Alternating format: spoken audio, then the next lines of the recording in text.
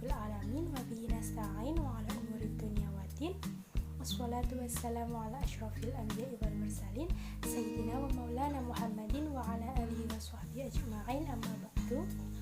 Yang saya hormati Bapak Sigitri Utomo MPDI selaku dosen mata kuliah pengembangan kurikulum pendidikan agama Islam.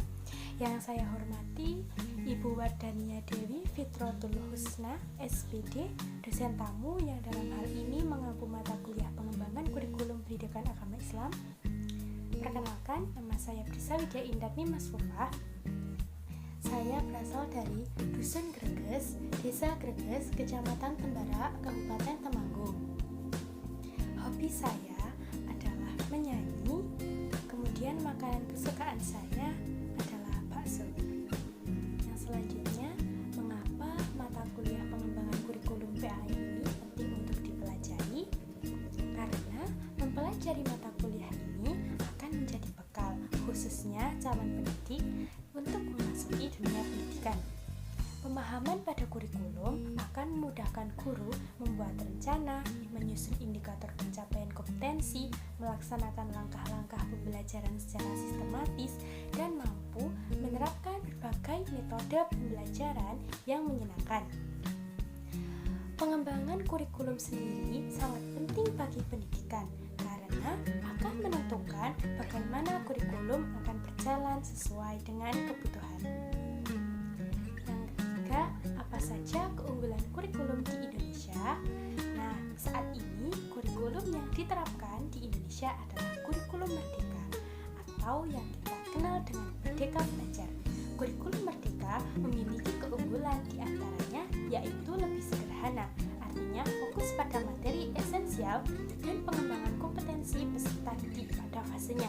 Belajar menjadi lebih mendalam, bermakna, tidak terburu-buru, dan menyenangkan karena disesuaikan dengan tingkat kompetensi peserta didik di setiap fase. Peserta didik tidak dipaksa atau diburu-buru untuk menguasai suatu mata pelajaran. Di kurikulum ini juga menekankan pada pengembangan soft skills dan karakter. Pengembangan soft skill dan karakter melalui proyek penguatan profil pelajar Pancasila. Pelajar yang memiliki profil Pancasila memiliki 6 keutuhan dimensi yang membentuk profil tersebut. 6 dimensi ini adalah beriman, bertakwa kepada Tuhan Yang Maha Esa dan berakhlak mulia, mandiri, bergotong royong, berkebinekaan global, bernalar kritis, kreatif.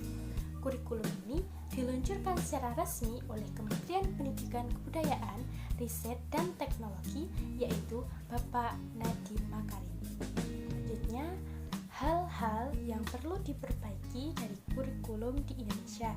Yang pertama, dari segi tenaga pendidik, yaitu mengadakan beberapa pelatihan untuk tenaga pendidik atau guru agar memaksimalkan kompetensi yang dimiliki, yang namanya implementasi kurikulum di kelas dapat berjalan dengan baik.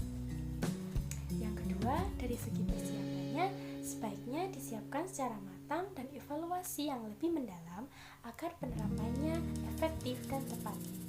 Yang ketiga, dari segi administrasi kurikulum, sebaiknya guru digunakan untuk tugas administrasi kurikulum karena tugas utama guru adalah mengajar. Memang harus bisa administrasi dan hal ini bisa dibantu dengan tenaga administrasi. Selanjutnya, jika diberi kesempatan menjadi ketua pengembangan kurikulum nasional, siapa saja yang akan dimasukkan dalam tim? Yang pertama, Menteri Kebudayaan Riset dan Teknologi. Yang kedua, mengajak Kepala Pusat Kurikulum dan Perbukuan. Yang ketiga, Badan Standar Kurikulum dan Asesmen Pendidikan. Yang keempat, Kepala Pusat Standar dan Kebijakan Pendidikan. Yang kelima, Kepala Pusat Kurikulum dan Pengembangan.